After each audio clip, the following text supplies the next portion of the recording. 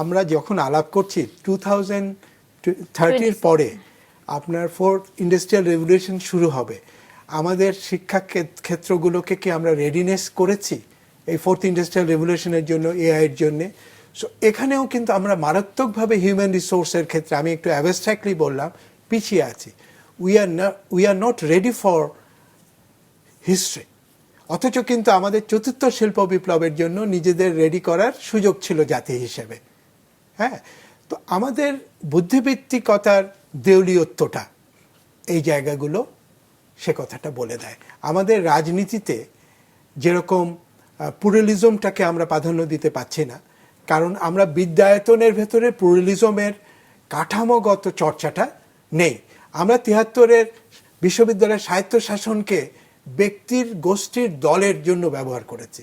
আমরা জ্ঞানের বিকাশ করে জাতি নির্মাণের জন্য ব্যবহার করতে ব্যর্থ হয়েছি। তার ফলাফলগুলো আমাদের আজকে প্রত্যেক জায়গায় ঘুরতে হচ্ছে। আর রাজনীতিবিদদের গাল দিয়ে আমরা সব সমাধান খুঁজছি। এই যে বুদ্ধিজীবী থেকে সিভিল সমাজের রূপান্তরের ভেতরে আমাদের শিক্ষিত ইন্টেলিজেন্সিয়ারা যে ইন্টারন্যাশনাল ক্যাপিটালের সঙ্গে যুক্ত হয়ে গেছে, যেটা দ্বৈত নাগরিকত্ব পর্যন্ত, এই জায়গাগুলো, এই গভীর জায়গাগুলোতে হাত দেওয়ার সাহস রাজনীতিবিদদের ভবিষ্যতে দেখতে হবে জাতি নির্মাণ প্রশ্নে।